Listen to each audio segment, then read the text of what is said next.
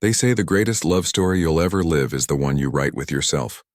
But no one tells you how lonely that love feels in the beginning. No one tells you how quiet it gets when you stop begging for validation, or how the silence of being misunderstood can sound louder than applause. This is the story of a man who had everything people said he should have, yet felt empty enough to wonder if his heart had forgotten how to beat. Pause. Welcome back to my channel. His name was Arav, 32, corporate suit, fast car, a face people remembered but a soul he'd long forgotten. Every morning he woke to the sound of his alarm, not the sound of purpose. Alarm beeping fades in, then fades out. He'd pour his coffee, scroll through messages, smile at emojis that meant nothing, and leave for work with a heart that had stopped hoping for something more. He was surrounded by people yet starving for peace.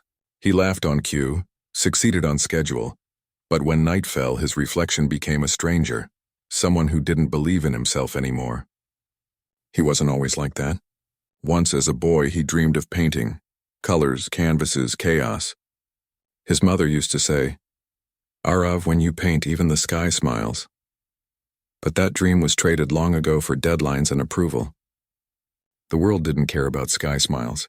It cared about status, and he had learned to obey, so he buried his art under expectations and called it growing up. But something inside him, something fragile and unfinished, kept whispering, "This isn't living."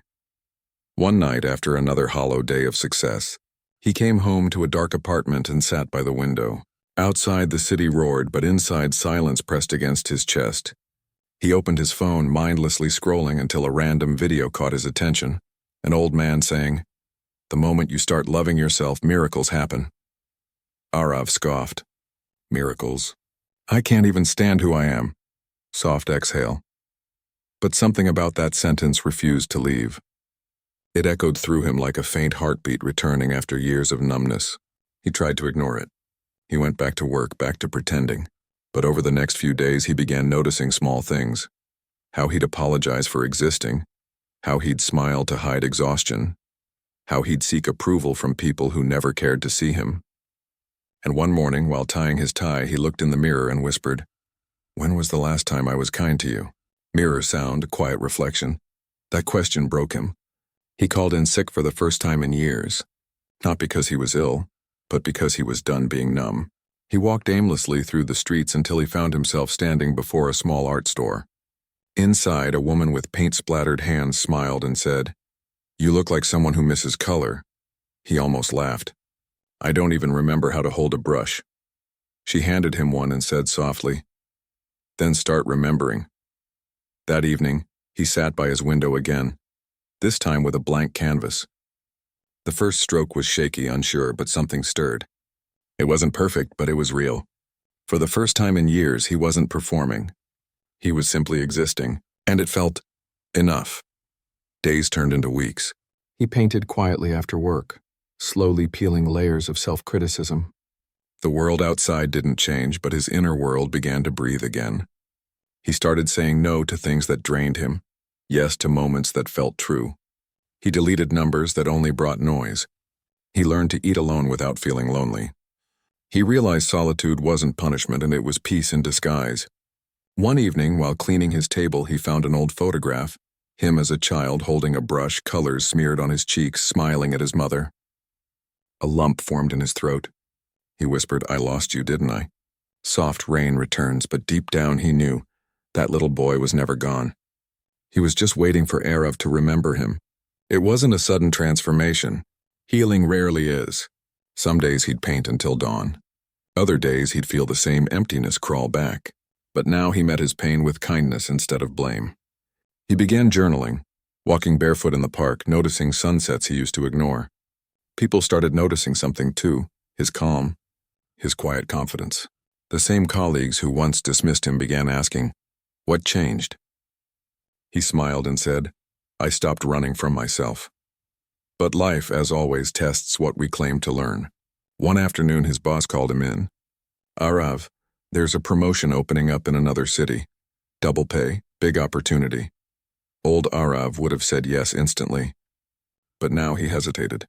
He asked, "Will I still have time to live?" The boss frowned. "This is what people dream of." Arav smiled gently. Not my kind of dream anymore. He declined. And as he walked out of that office, for the first time, he didn't feel fear. He felt freedom. That evening, he went back to the art store to thank the woman who had handed him the brush months ago. But she was gone. The store was closed, the sign faded. He stood there in the soft rain, realizing something profound. Maybe she was never meant to stay. Maybe she was a moment sent to remind him that miracles don't always arrive with angels. Sometimes they arrive through strangers who see your light before you do. Months passed. Arav began selling his paintings at small exhibits. Not for money, but to share stories. Each canvas a confession of survival. One painting caught everyone's eye. A self-portrait of him standing before a broken mirror, half his reflection dark, the other half glowing with color. Beneath it he wrote, "When I loved myself enough, I became whole." People asked about the meaning and he'd say, "It's about learning to forgive the version of yourself that forgot how to live." His words began to touch others, strangers who felt lost, unseen, unloved. He realized then that loving himself wasn't selfish. It was sacred. It wasn't vanity.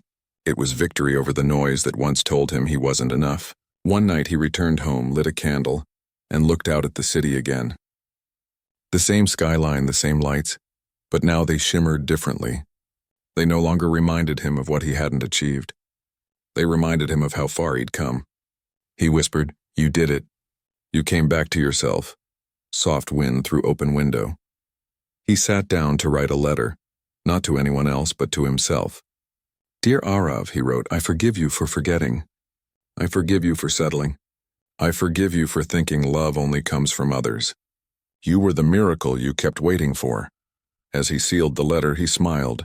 Not the practiced kind, but the kind that happens when peace finally sits beside you and stays.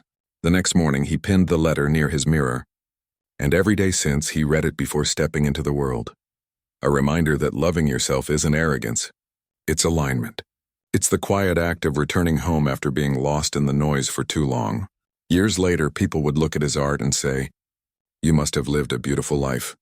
And he'd smile softly, replying, "I lived a broken one, but I loved it enough to make it whole." So, if you're listening to this now, wondering when your miracle will arrive, maybe it already has. Maybe it's waiting for you to look in the mirror and finally say, "I'm ready to love myself." Because that's where it begins, not when someone else believes in you, but when you stop abandoning yourself. Long pause, soft echo of wind fades. This story isn't about art or success. It's about returning to yourself, your worth, your quiet strength. Because when you start loving yourself, the universe doesn't change. You do. And that's the miracle. If this story touched your heart, comment below with one word: love. Because sometimes one word is enough to start a miracle.